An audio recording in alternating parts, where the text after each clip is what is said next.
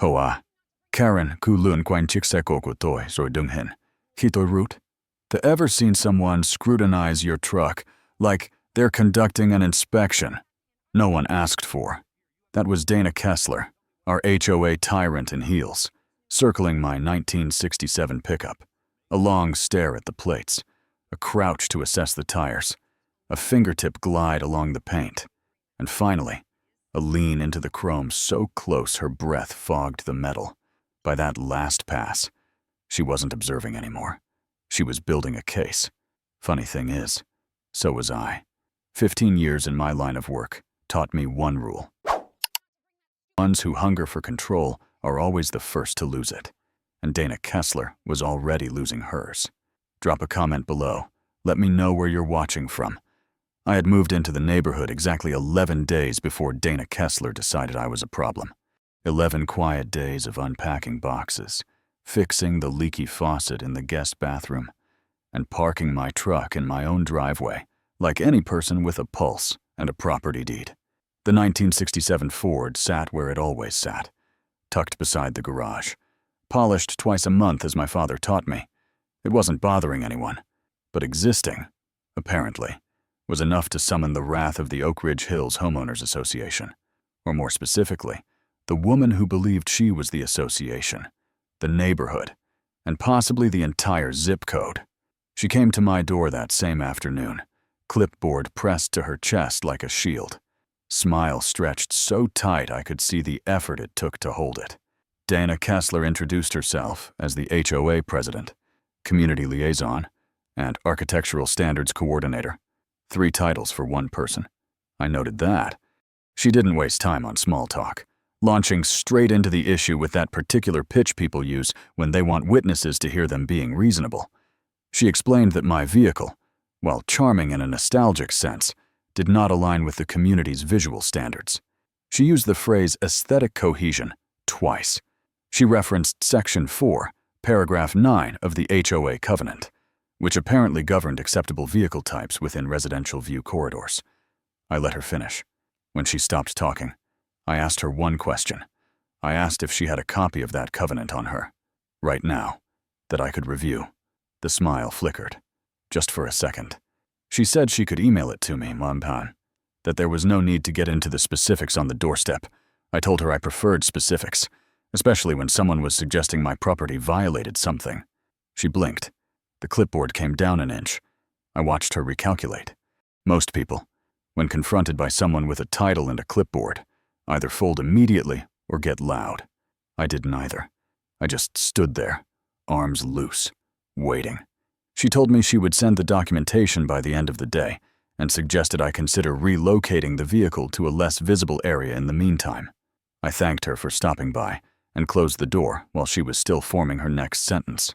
From the window, I watched her walk back down the driveway, heels punishing the concrete with each step.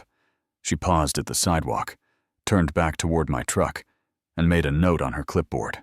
The pen moved with intention. Whatever she was writing, it wasn't a compliment. That evening, the email arrived. 14 pages of HOA covenants, bylaws, and amendment addenda, sent with a subject line that read, "Vehicle compliance, urgent review required." I printed every page, I read every word, and, by paragraph 6 of Section 4, I found exactly what I expected to find. The covenant restricted commercial vehicles, recreational vehicles over a certain length, and vehicles in visible disrepair. My truck fit none of those categories. Registered, insured, fully operational, parked on private property. Dana Kessler had walked onto my porch and invented a violation out of thin air. I set the papers down and sat with that for a while. In my experience, people who manufacture problems don't stop at one. They test boundaries to see who bends. Compliance was the point, not the truck. I had seen this pattern before, in conference rooms, umainans, and interrogation settings, where people with small authority mistook it for absolute power. The uniform changes. The tactics don't. Dana Kessler believed she had found an easy target, a new resident with no roots, someone who would fold to avoid trouble. She had assumed me. I was going to let her keep making it. I folded the papers, placed them in a folder, and wrote the date on the tab. Day 1. Something told me there would be more. The next morning, I found a bright yellow notice tucked under my windshield wiper. First warning: aesthetic non-compliance. No specific code cited. No signature, just a deadline. 14 days, and a threat of daily fines. Across the street, a neighbor named Doris Gladding stood watering flowers that didn't need watering. She glanced at me, then quickly looked away, her shoulders tense with the posture of someone who had seen this show before. I understood then. This wasn't about my truck. This was about territory. And Dana Kessler had just declared war on mine. 3 days after the yellow notice appeared on my windshield, Dana Kessler escalated. I came home from a supply run to find an official-looking envelope taped to my front door, not in my mailbox, where correspondence belonged, but displayed for the entire street to see. The envelope was thick, cream-colored, stamped with the Oakridge Hills HOA logo in embossed navy blue. Inside, I found a formal notice of violation, a schedule of proposed fines, and a letter informing me that my case had been added to the agenda for the next board meeting. The fine structure was aggressive: $50 per day beginning on day 15 if the vehicle remained in its current location, an additional $200 administrative fee for processing the complaint, and a note at the bottom, underlined twice, stating that continued non-compliance could result in a lien against my property. All of this for a truck parked legally in my own driveway. I sat at the kitchen table and spread the documents out in front of me. The notice of violation cited Section 4, Paragraph 9, just as Dana had mentioned, but the language was vague, referencing vehicles that detract from neighborhood aesthetic standards without defining what those standards actually were. No measurements, no specific criteria, no photographic evidence attached. The fine schedule referenced a different section entirely, Section 12, which governed penalties for structural modifications made without approval. My truck was not a structural modification. Someone had either copied the wrong template or assumed I wouldn't bother to check. I checked. I always check. In my line of work, details are the difference between a case that holds and one that falls apart on the stand. I pulled out a yellow legal pad and started making notes. Date of first contact. Date of written notice. Sections cited. Inconsistencies between the accusation and the covenant language. I documented everything, not because I had a plan yet, but because documentation is reflexive. Patterns reveal themselves when you write them down. The next afternoon, I met Tucker Wade. He was an older man, mid-60s, with the weathered hands of someone who had spent decades working outside and the cautious eyes of someone who had learned not to trust easily. He lived 4 houses down, and I had seen him a few times retrieving his trash cans or walking a greyhound that moved slower than he did. That day, he stopped at the edge of my driveway while I was checking the truck's tire pressure. He didn't introduce himself right away. He just stood there, looking at the Ford, then at me, then back at the Ford. Finally, he said it was a nice truck. I thanked him. He asked how long I thought I'd get to keep it there. I told him I planned to keep it there as long as I owned the house. He laughed, but it wasn't a happy sound. It was the laugh of a man who had heard that kind of optimism before and watched it get crushed. Tucker told me his story without me asking. 3 years ago, he had installed a small flagpole in his front yard.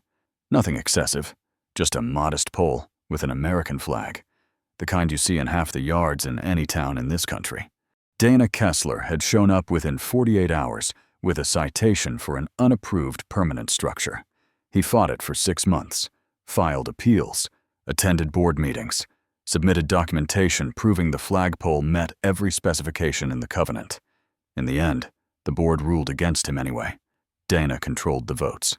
He said she had 2 allies on the 5-member board, Meredith Hale and a woman named Cheryl Maddox, and together they formed a majority that approved whatever Dana wanted. Approved and denied whatever she wanted denied. Tucker took down the flagpole. He said it wasn't worth the fight anymore, but standing there in my driveway, I could see it was still worth something to him. The anger hadn't gone anywhere. It had just learned to stay quiet. I asked him if anyone else had stories like his. He looked at me for a long moment, sizing me up the way people do when they're deciding whether to trust a stranger. Then he nodded. Plenty, he said. Jolene Carter, on the next block, had been fined for a garden statue that was 2 inches too tall. Dawson Reed had received a violation for leaving his garage door open for more than 15 minutes. A family on Maple Court had sold their house and moved after Dana threatened to report them to code enforcement for a crack in their driveway that she claimed was a safety hazard. The pattern was consistent. Dana found targets, manufactured violations, and applied pressure until they either complied or left. She had been doing it for years, Tucker said, and nobody had figured out how to stop her. I thanked him for the information and watched him walk back to his house, the Greyhound limping along beside him. That evening, I opened a new folder on my laptop. I labeled it with the date and a single word, evidence, inside. I created subfolders for documentation, correspondence, and witness accounts. I scanned every piece of paper Dana had sent me and saved the files with timestamps. I typed up my conversation with Tucker Wade from memory, noting his name, his address, and the approximate dates of his flagpole dispute. This wasn't about my truck anymore. Dana Kessler had built a pattern of behavior, a system of intimidation that relied on people either not knowing their rights or not having the energy to defend them. I knew. I had the energy, and I had something else. Something she couldn't possibly have accounted for when she chose me as her next target. I had patience, real patience, the kind that comes from spending years building cases against people who believed they were untouchable. Dana Kessler thought she was running a campaign of pressure. She didn't realize she was building my case for me. The board meeting was scheduled for the following Thursday. My name was on the agenda, item number 6, right after a discussion about holiday decoration guidelines and right before a vote on increasing annual dues. I planned to attend. I planned to say very little. And I planned to watch exactly how Dana Kessler operated when she thought she had the upper hand. In my experience, people reveal the most when they believe they've already won. The community center sat at the end of Oakridge Drive, a squat brick building with fluorescent lighting and the faint smell of industrial carpet cleaner. I arrived 10 minutes early and took a seat in the back row, positioning myself where I could see everyone who entered. Old habit. The room was arranged with folding chairs facing a long table at the front, behind which sat the 5 members of the HOA board. Dana Kessler occupied the center chair, naturally. To her left sat Meredith Hale, a thin woman with reading glasses perched on her nose and a permanent expression of mild disapproval. To her right was Cheryl Maddox, younger than the others, mid-40s maybe, with the overly agreeable smile of someone who had learned that going along was easier than pushing back. The 2 remaining board members were men I didn't recognize, both gray-haired, both looking like they would rather be anywhere else. I counted 18 residents in the audience. Tucker Wade was among them, seated near the window, his Greyhound presumably waiting at home. He gave me a small nod when our eyes met. I returned it. Dana called the meeting to order at exactly 7 o'clock. She had a gavel, which she used with more force than necessary, and a binder thick enough to stop a bullet. The first 5 agenda items passed without incident. Holiday decoration guidelines were approved with minor amendments. Annual dues would increase by $30 per household, effective January 1st. A request to install a community book exchange box was denied due to concerns about visual clutter. I watched the process carefully, noting how Dana controlled the flow. She spoke the most. She summarized each item before calling for votes. She interrupted when residents tried to ask questions, redirecting them to submit written inquiries to the board's email address. Meredith and Cheryl voted with her on every item. The 2 men voted with her on most, occasionally abstaining, but never dissenting. The system was efficient. It was also designed to discourage participation. By the time they reached item 6, half the audience had stopped paying attention. Dana read my name aloud, with the careful enunciation of someone savoring the syllables. She summarized the complaint, her complaint, describing my vehicle as an eyesore inconsistent with community standards. She referenced Section 4, Paragraph 9, the same citation from her original notice, and recommended that the board approve a compliance deadline of 7 days, reduced from the original 14, with fines to begin immediately thereafter. She did not invite me to speak. She simply moved to call a vote. I raised my hand. She pretended not to see it. I stood up anyway. The room went quiet. 18 pairs of eyes turned toward me, plus the 5 at the front table. I kept my voice level, the way I had learned to keep it in rooms far more hostile than this one. I said I had a few questions about the citation before the board voted. Dana's smile tightened. She said the board typically addressed resident concerns through written correspondence, not during meeting proceedings. I said I understood that, but since my name was on the agenda, I assumed I had the right to respond to accusations made in a public forum. Meredith Hale leaned over and whispered something to Dana. Dana's jaw flexed. She told me I had 2 minutes. I didn't need 2 minutes. I asked one question. I asked the board to identify the specific language in Section 4, Paragraph 9 that my vehicle violated. Dana started to respond, but I clarified. I asked for the specific language, not a summary, not an interpretation, but the exact words in the covenant that established my truck as non-compliant. The silence stretched.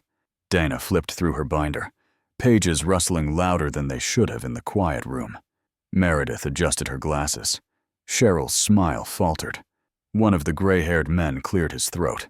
I waited. 15 years of waiting in rooms where patience was a weapon had taught me that silence does more work than words ever could. Finally, Dana read aloud the relevant passage. It prohibited commercial vehicles, recreational vehicles exceeding 22 feet, and vehicles in a state of visible disrepair. I thanked her. Then I asked which of those 3 categories applied to a registered, insured, fully operational 1967 Ford pickup truck measuring 17 feet in length. Dana's mouth opened, but nothing came out. I didn't gloat. I didn't raise my voice.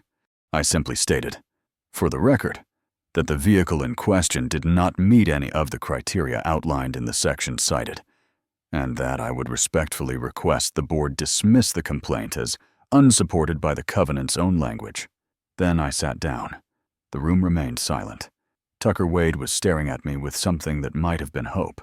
Doris Gladding, seated 3 rows ahead, had turned fully around in her chair. Dana recovered faster than I expected. She said the board would take my comments under advisement and table the vote until the next meeting, pending further review. It wasn't a victory. It wasn't a defeat. It was a delay, which in her world probably felt like losing. As the meeting adjourned, I watched her gather her papers with sharp, aggressive movements, the binder slamming shut hard enough to echo. Meredith leaned in close, speaking rapidly. Cheryl looked at the table. Neither of the men made eye contact with anyone. I left the community center without speaking to anyone, though I felt Tucker Wade's eyes on my back as I walked to my truck. The night air was cool, carrying the smell of cut grass and something floral from a nearby yard. I sat in the driver's seat for a moment before starting the engine, processing what I had observed. Dana Kessler was not accustomed to being challenged. More importantly, she was not accustomed to being challenged with precision. She had expected emotion, maybe anger, maybe pleading. She had gotten neither. What she had gotten was a question she couldn't answer in front of witnesses, and that kind of exposure leaves a mark on people who depend on perception to maintain power. She would come back harder now. I knew that. The delay wasn't retreat. It was regrouping. I started the engine and pulled out of the parking lot, already thinking about what form her next move would take. In my experience, when people like Dana feel their authority slipping, they don't reconsider. They escalate. And escalation always creates evidence.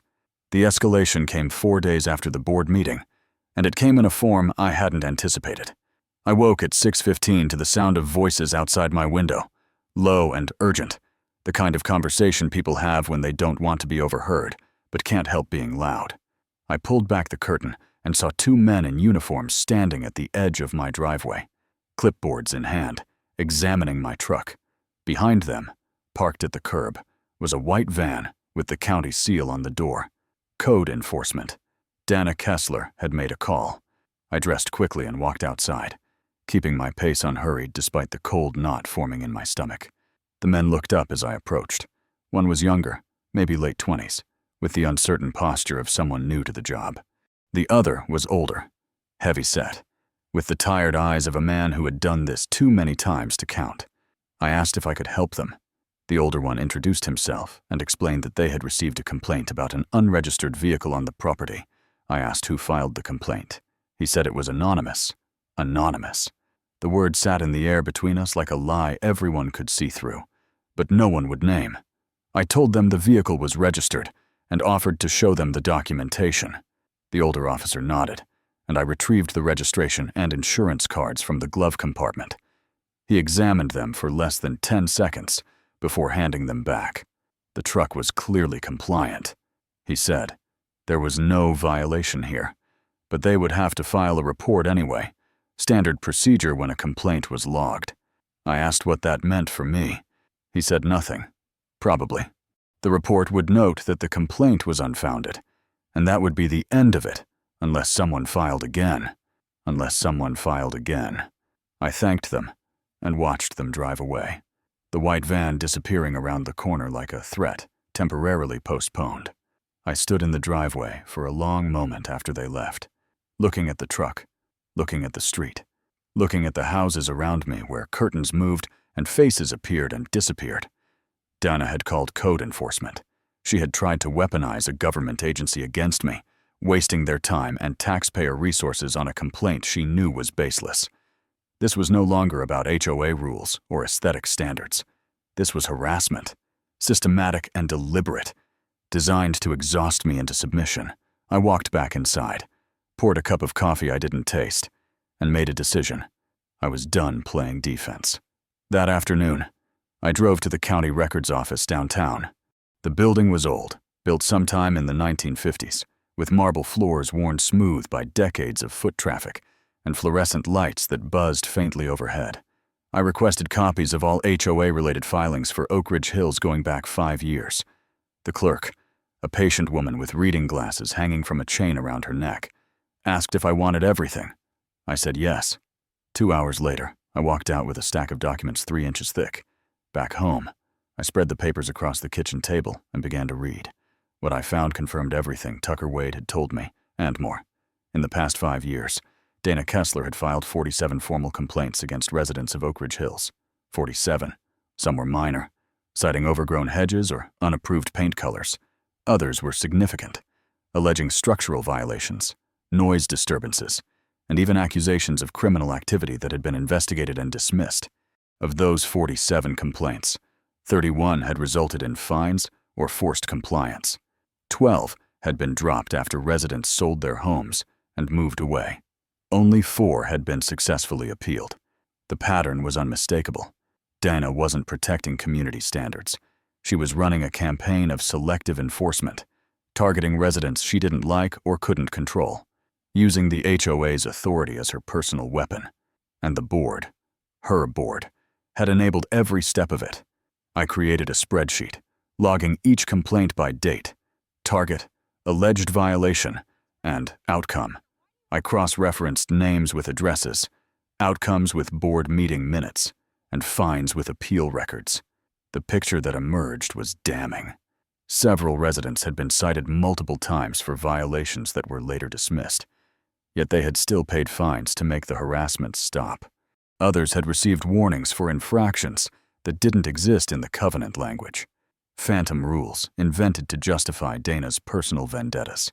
One family, the Carsons on Maple Court, had accumulated over $2,000 in fines before selling their house at a loss just to escape. I added their story to my file. Around 8 that evening, my phone buzzed with a text from a number I didn't recognize. The message was short. Saw what happened this morning. She's done this before. If you want to talk, I'm at 1422 Birch Lane. Jolene Carter. I stared at the message for a moment, then typed a reply. I would be there in 10 minutes. Jolene Carter was a black woman in her early 50s with silver-streaked hair and the direct gaze of someone who had stopped tolerating nonsense a long time ago. She met me at her front door and led me to a small kitchen that smelled like coffee and cinnamon. She didn't offer pleasantries. She offered evidence. A folder thick with papers, photographs, and printed emails sat on her table, organized with the care of someone who had been building a case long before I arrived. Her story was similar to Tucker's, but worse. 3 years ago, Dana had accused her of running an unlicensed business from her home because she occasionally sold handmade candles to friends and neighbors. The accusation was false. Jolene had never advertised or operated commercially, but Dana had filed complaints with the county, the state business licensing board, and even the IRS.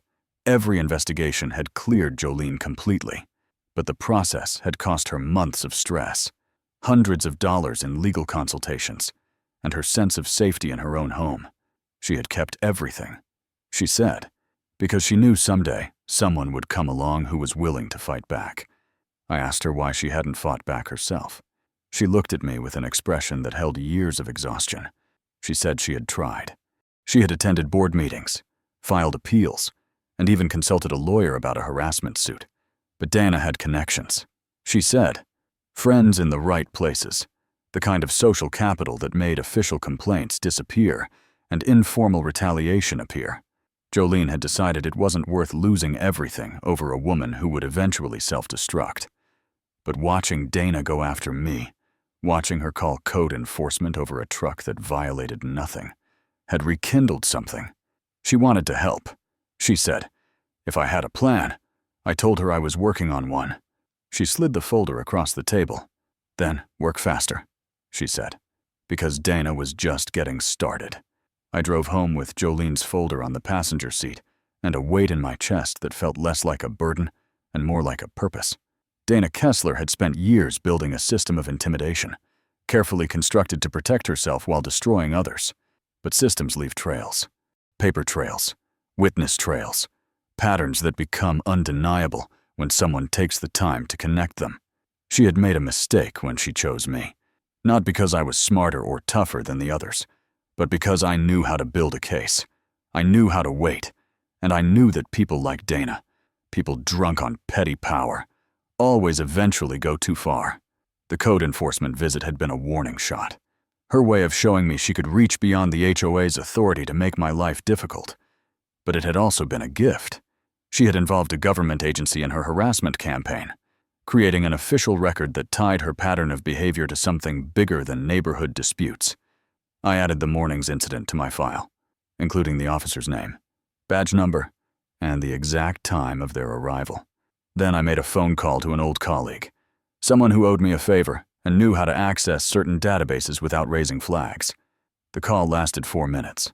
When I hung up, I had a clearer picture of just how far Dana's influence extended and exactly where it stopped. The next 72 hours became an exercise in methodical reconstruction. I cleared the dining room table and turned it into a command center, spreading documents across the surface in chronological order, creating a visual timeline of Dana Kessler's 5-year campaign against the residents of Oakridge Hills. The county records formed the foundation. Jolene Carter's folder added depth.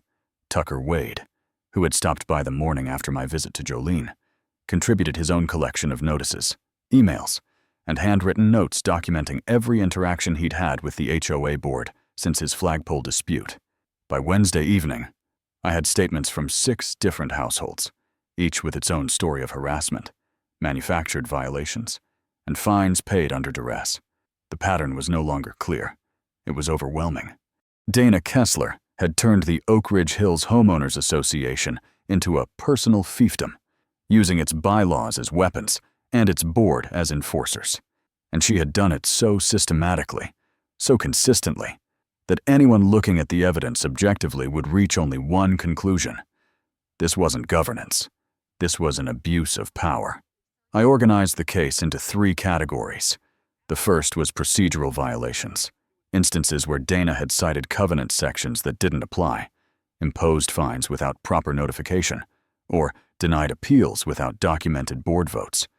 The second was harassment, a pattern of repeated, targeted actions against specific residents that went beyond enforcement into persecution. Tucker Wade had received 11 separate notices in 18 months, all for minor infractions that other residents committed without consequence.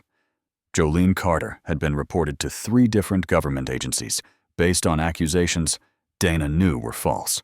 The Carson family had been cited 14 times in a single year before selling their home.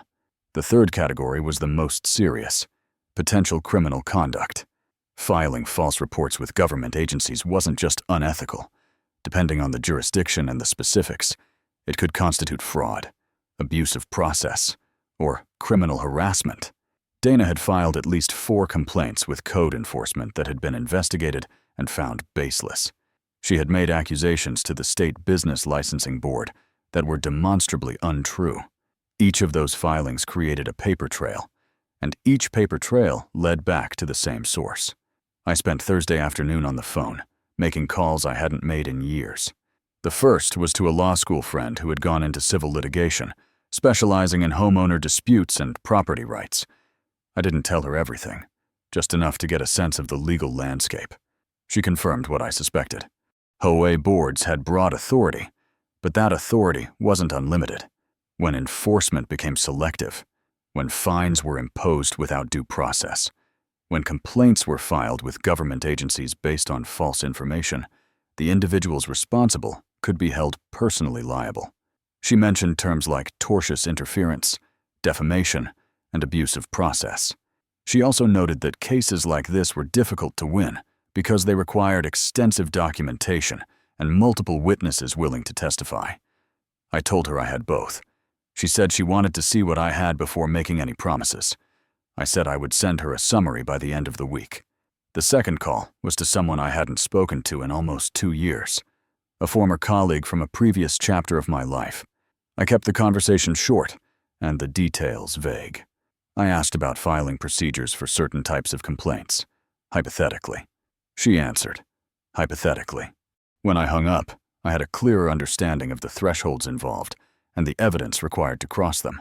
Friday morning, Doris Gladding knocked on my door. She stood on my porch with her hands clasped in front of her, looking like a woman who had been arguing with herself about whether to come and had only barely won. I invited her inside, and she sat at my kitchen table, surrounded by the documents I had been too tired to clear away the night before. She looked at the papers, then at me, and something in her expression shifted from nervous to resolved. She said she had lived in Oakridge Hills for 19 years. She said she had watched Dana Kessler rise from a regular resident to board member to president over the course of a decade. She said she had seen good people leave, driven out by fines and complaints and the exhausting weight of constant scrutiny. And she said she had never done anything about it because she was afraid of becoming a target herself. Dana was fearful of the social consequences in a small community where Dana controlled the narrative. Afraid, most of all, that fighting back would accomplish nothing except making her own life worse. But watching me at the board meeting, she said, watching me stand up and ask one simple question that Dana couldn't answer, had changed something. She wanted to help. She didn't know how, but she wanted to help. I asked Doris what she knew about the board's internal operations. The answer was more than I expected. As a longtime resident who had served on the landscaping committee and the social events subcommittee, Doris had attended dozens of board meetings over the years. She knew how Dana ran things. She knew that votes were often decided before meetings began, discussed in private conversations between Dana, Meredith, and Cheryl. She knew that complaints against certain residents were fast-tracked, while complaints from those same residents were buried or ignored. She knew that the 2 male board members, Harold Vance and Gene Pittman, had effectively surrendered their authority years ago, voting with Dana to avoid conflict and counting the days until their terms expired. Most importantly, Doris knew where the records were kept. Official HOA documents, including complaint logs, fine payment records, and board meeting minutes, were stored in a filing cabinet in the community center's back office. Dana had a key. So did the community center manager, a woman named Marlene Tate, who had her own reasons for disliking Dana Kessler. I asked Doris if she thought Marlene would be willing to provide access to those records. Doris said she could ask. By Saturday evening, my case had grown from a personal grievance into something larger. I had documentation spanning 5 years, witness statements from 7 households, and a clear pattern of conduct that any reasonable observer would recognize as systematic abuse. I had contact information for a civil attorney willing to review the evidence, and a growing network of residents who were tired of living under Dana's shadow. What I didn't have yet was the triggering event, the moment when Dana's behavior would cross a line so clearly, so publicly, that her usual tactics of deflection and social pressure wouldn't be enough to save her. People like Dana didn't stop on their own. They had to be stopped.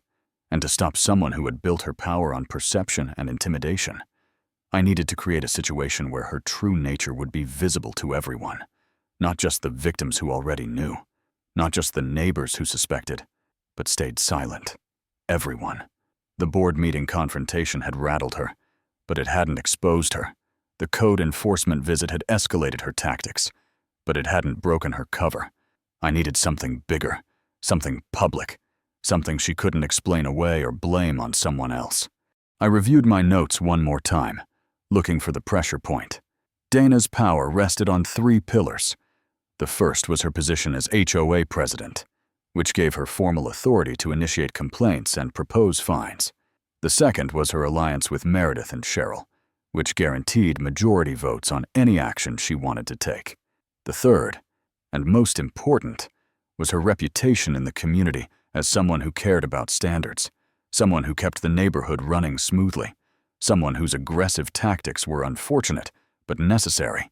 Take away any one of those pillars, and the others would wobble. Take away the third, her reputation, and the whole structure would collapse. Reputation is fragile. It depends on people believing a certain story, and once that story cracks, it can't be uncracked. Dana had spent years cultivating her image as a tough but fair guardian of community standards. The evidence in front of me told a different story.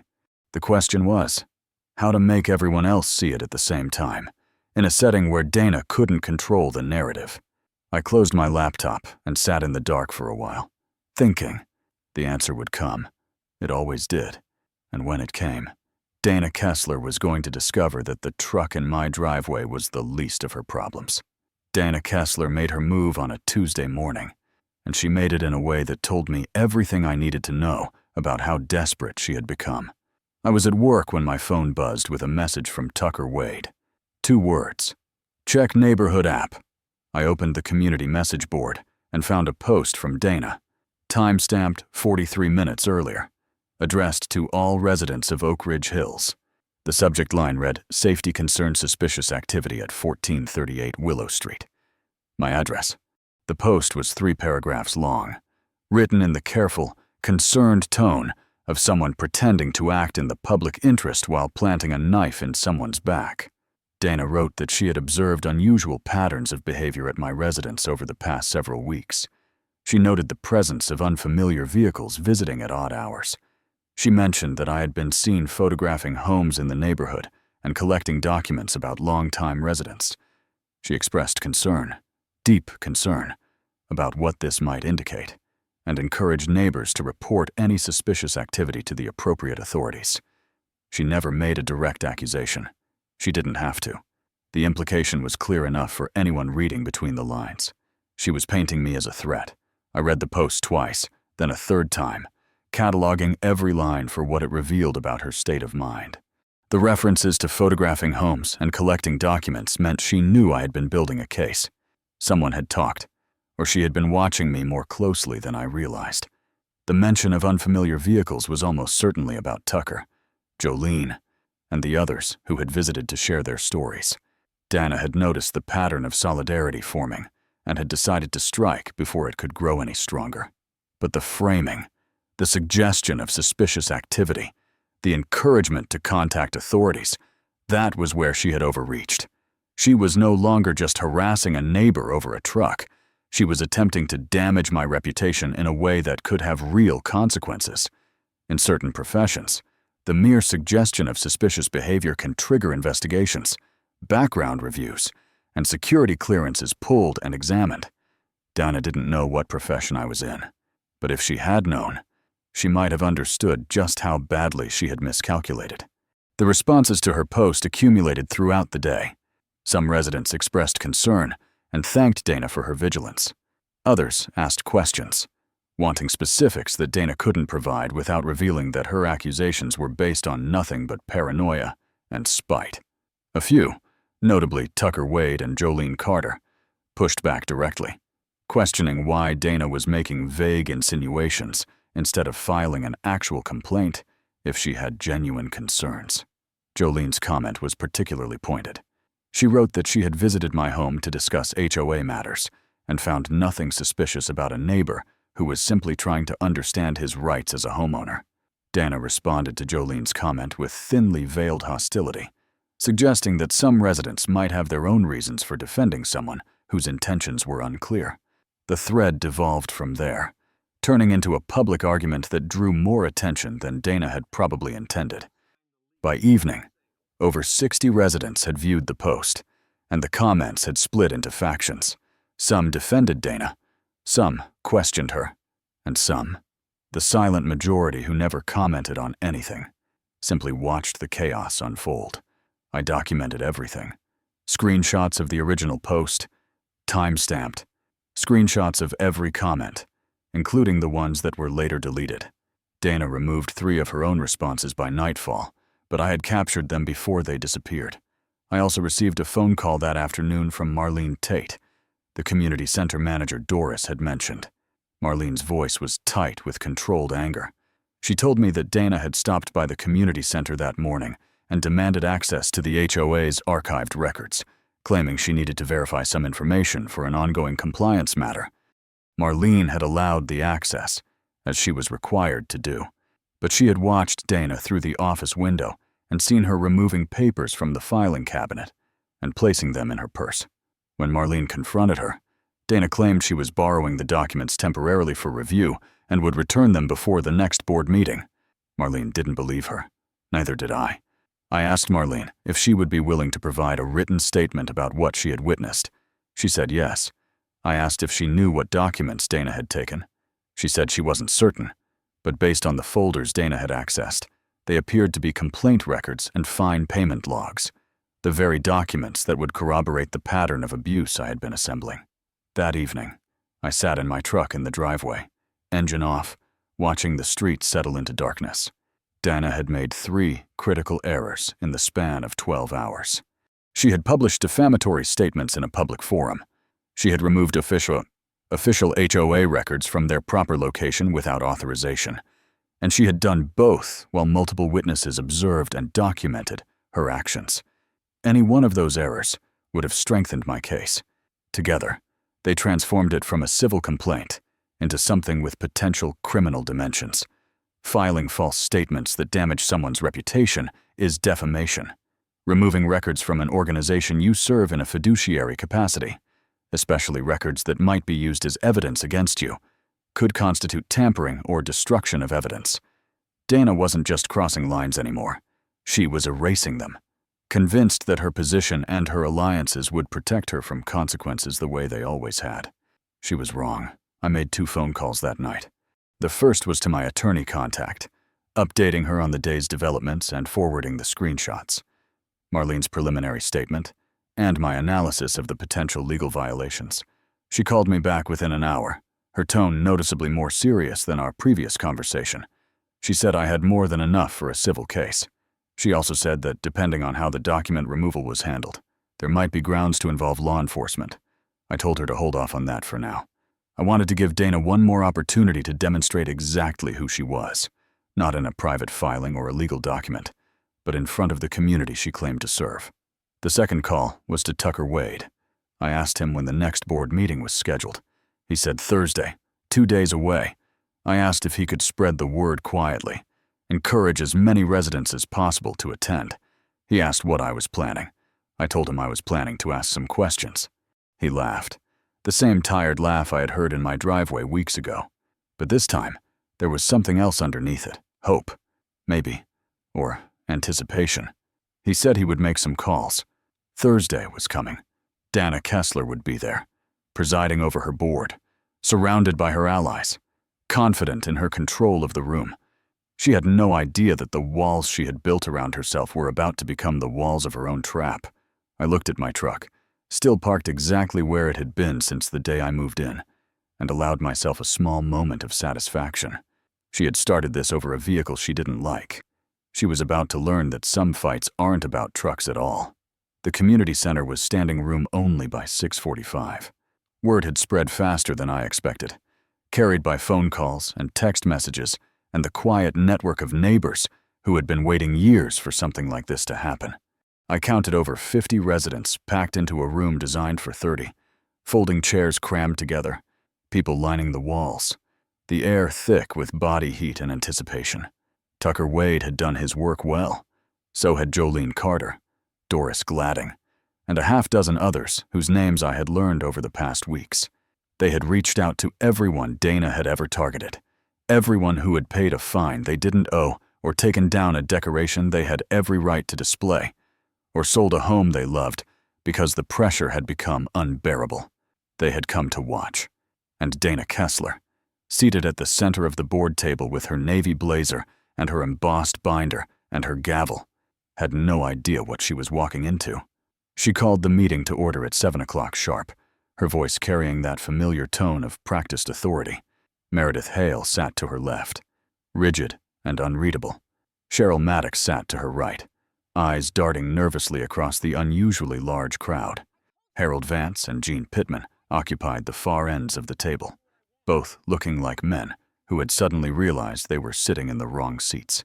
Dana moved through the preliminary agenda items with brisk efficiency, approving minutes, reviewing financial statements, and addressing a drainage issue on the east side of the development. She was performing normalcy, projecting control, pretending the room wasn't charged with an energy she couldn't name. When she reached item 7, new business, she paused. Her eyes found me in the crowd for the first time, seated in the third row between Tucker and Jolene. Something flickered across her face. Recognition, calculation, contempt. She announced that before opening the floor to new business, she had a matter to address regarding community safety and the importance of vigilance in protecting neighborhood standards. She stood up, which she had never done in any meeting I had attended, and delivered a speech that must have taken her hours to prepare. She spoke about her dedication to Oakridge Hills, her years of service, and the difficult decisions she had made to maintain property values and community cohesion. She spoke about the challenges of leadership, the thanklessness of enforcing rules that some residents found inconvenient. And then, without naming me directly, she spoke about recent concerns about a resident who had been gathering information about his neighbors, concerns about visitors coming and going at unusual hours, concerns about whether certain individuals truly had the community's best interests at heart. She called for unity, for trust in the board's judgment, for residents to report any activity that seemed out of place. When she finished, she remained standing, waiting for applause that didn't come. The room was silent. 50 pairs of eyes stared at her, and not one person clapped.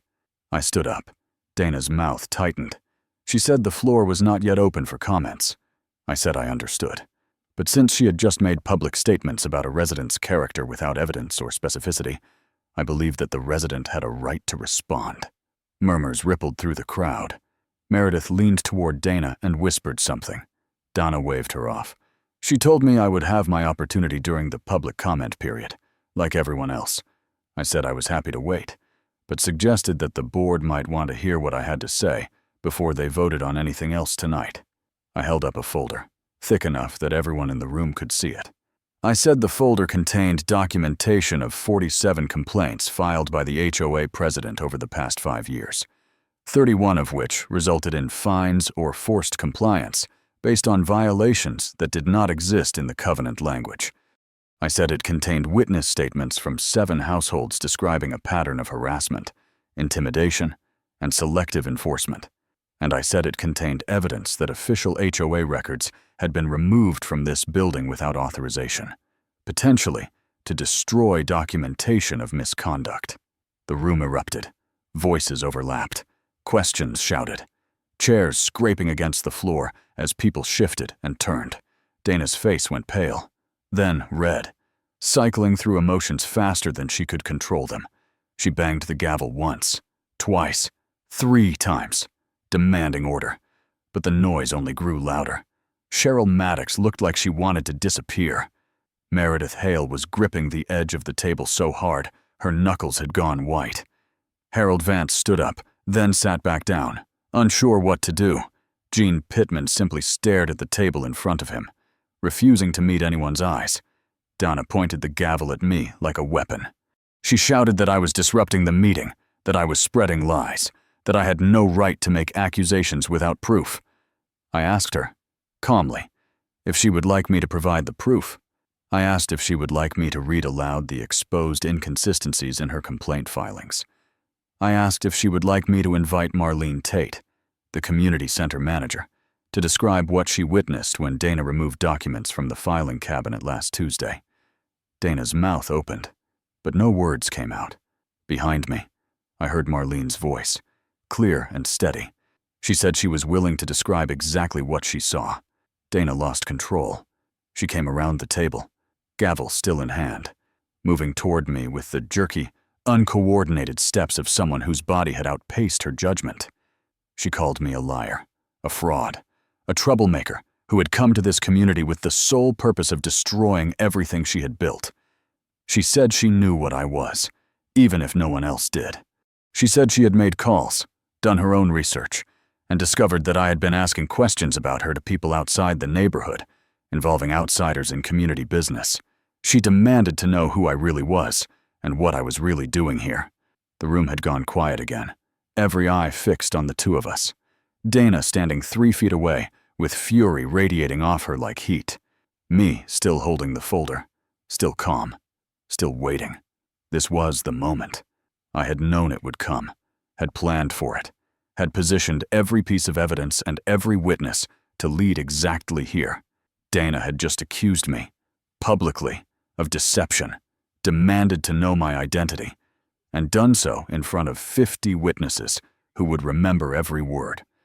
I reached into my jacket pocket and produced the credentials I had carried for 15 years. I held them open, badge and identification visible, and let the silence do the work. Federal Bureau of Investigation, Special Agent Travis Holt. Dana Kessler froze. The gavel slipped from her fingers and clattered against the floor. Behind her, Meredith Hale made a sound that might have been a gasp, or might have been a curse. The room remained absolutely still, the kind of stillness that follows when reality shifts and everyone present needs a moment to catch up. I did not raise my voice. I did not need to. I said that I had moved to Oakridge Hills 3 months ago following a long career in federal law enforcement, seeking a quiet place to live. I said that I had no intention of involving my professional background in a neighborhood dispute, but when a pattern of harassment, abuse of authority, and potentially criminal conduct presented itself, I was not the kind of person who looked away. I looked at Dana, who had not moved, whose face had drained of all color, whose carefully constructed world was collapsing in real time. I said that filing false reports with government agencies was a crime. I said that removing official records to conceal evidence of misconduct was a crime.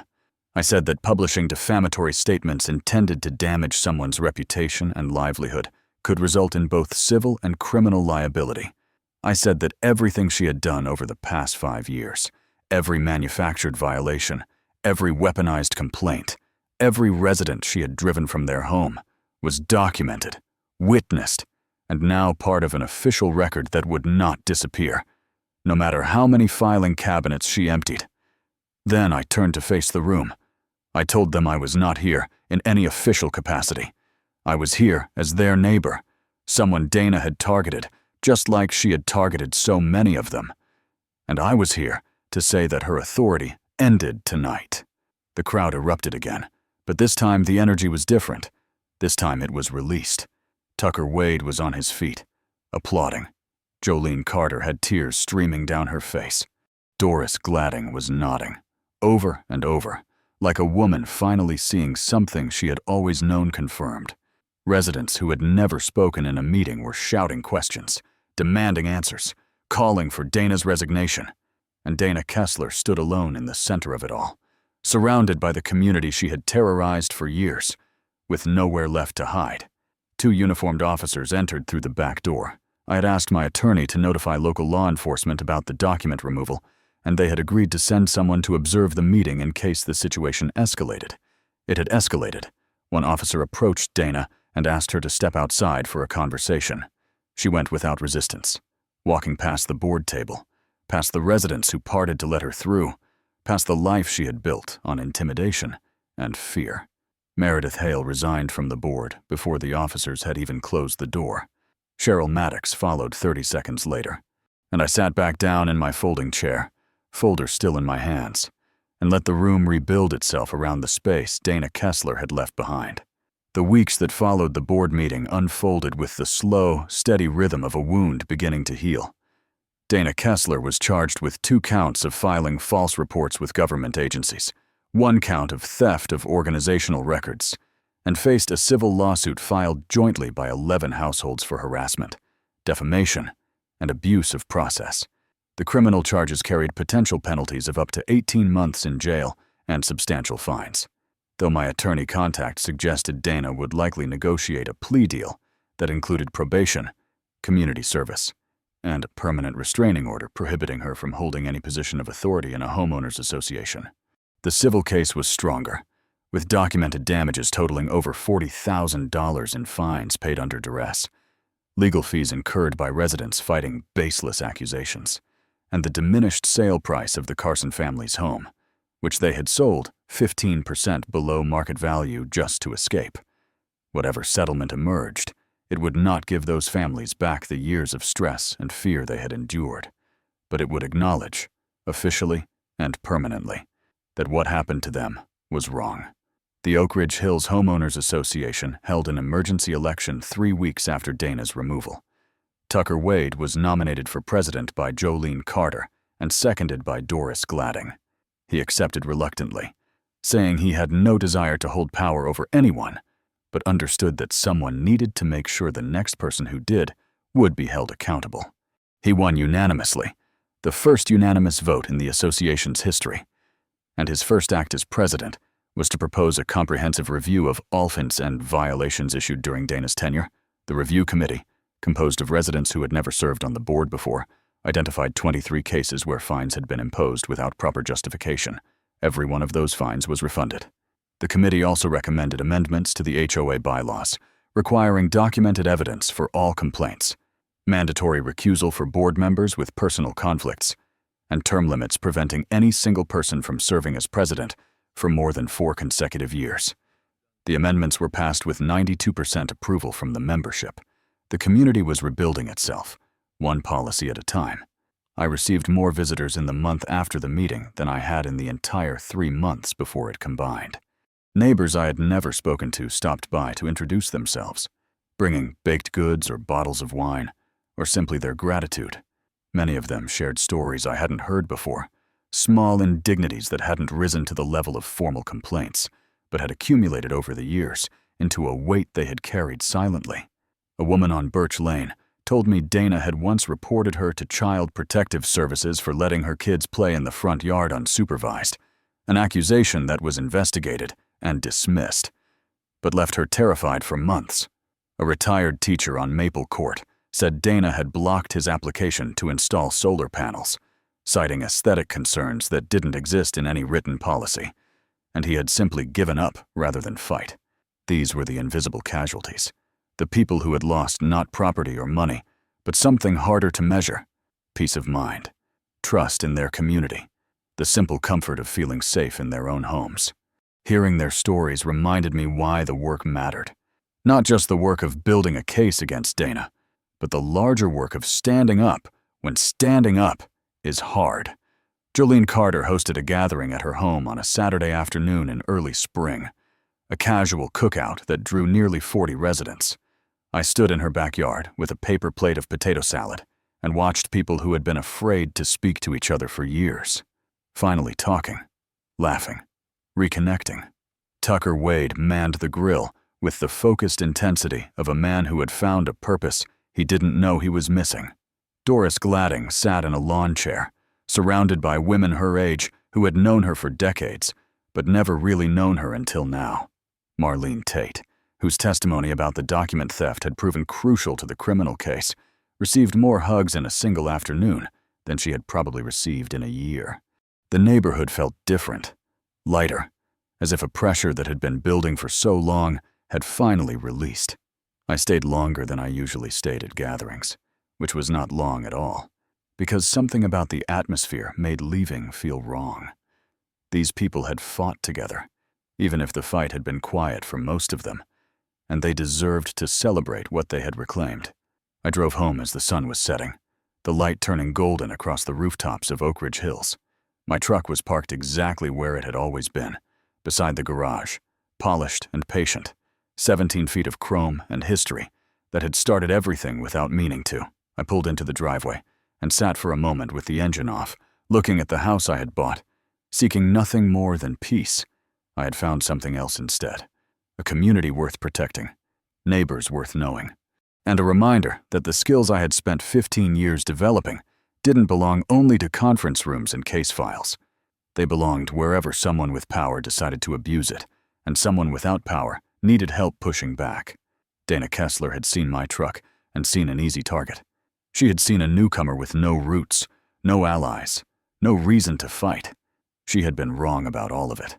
I stepped out of the car and walked to the truck, running my hand along the hood, the way my father used to do when I was young. The metal was warm from the afternoon sun. The street was quiet, and for the first time since I had moved to Oakridge Hills, the quiet felt earned. Dana Kessler thought she could push around anyone she wanted. She thought her clipboard and her title made her untouchable. She was wrong. And somewhere out there, right now, someone else is learning the same lesson the hard way. Maybe it's a landlord who thinks tenants don't know their rights. Maybe it's a manager who confuses authority with permission to bully. Maybe it's another HOA president circling someone's driveway, looking for a fight they're not prepared to lose. The world is full of people who mistake power for permission, and it's full of people like Travis, like Tucker, like Jolene, who eventually decide enough is enough. If this story reminded you of someone you know, or something you've been through, drop a comment below. Tell me your story. Tell me about the Dana Kessler in your life and how you handled it, or how you wish you had. Every story matters. Every voice counts. And sometimes, just knowing you're not alone is enough to help you take that first step. If you haven't already, subscribe to Karma Fence and hit the notification bell. This is where karma comes home. This is where bullies meet their match. And trust me, you don't want to miss what's coming next.